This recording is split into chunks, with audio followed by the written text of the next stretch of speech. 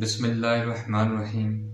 وجود خدا اس کائنات کی سب سے بڑی حقیقت ہے جو ایک ہی وقت میں عیاں بھی ہے اور پوشیدہ بھی ہے۔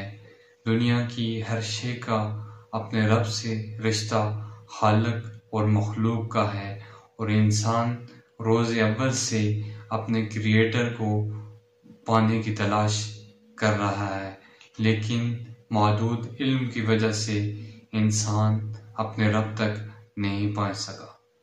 ہر انسان کو یہ احساس ہر لمحے بے چین رکھتا ہے کہ کوئی نہ کوئی ایسی ہستی موجود ہے جو اسے تخلیق کر کے دنیا میں بھیج کر اسے ٹیسٹ کیا جا رہا ہے، اسے آزمایا جا رہا ہے۔ بے شک رب تو ساری مخلوق کا ایک ہی ہے، چونکہ دیگر مذاہب مختلف تصورات میں الجھے ہوئے ہیں، اور ہر انسان کے خیال میں ایک رب ہوتا ہے اور وہی اس کے رب کا تصور ہے، اور اسی سے وہ مانگتا ہے، اسی کے سامنے اپنی حاجات رکھتا ہے، اسی کے سامنے چیختا اور چلاتا ہے، اسی کی عبادت کرتا ہے، اور اسی ہی سے وہ امیدیں وابستہ رکھتا ہے۔ انسان کے پاس اس تصور کے علاوہ اپنے رب کی کوئی اور پہچان نہیں ہے۔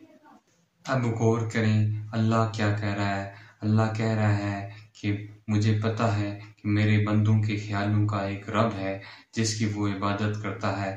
اللہ کنسیپٹ کلیئر کر رہا ہے، اللہ علم دے رہا ہے۔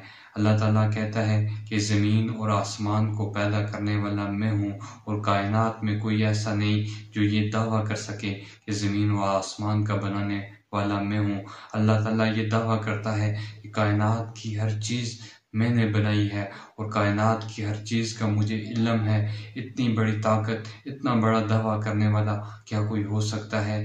یہ وہی ہو سکتا ہے جس نے یہ سب چیزیں پیدا کی ہیں۔ دنیا میں، پوری کائنات میں کوئی نہیں جو یہ دعویٰ کر سکتا ہو کہ میں سب کچھ جانتا ہوں۔ میرے اللہ تعالیٰ کہتا ہے، میرا اللہ کہتا ہے کہ میرے بندوں غور کرو، کائنات میں ہر شے میں نے بنائی ہے، اور یہ حق ہے کہ اللہ تعالیٰ سب کچھ جانتا ہے، اللہ کو ہر شے کا علم ہے۔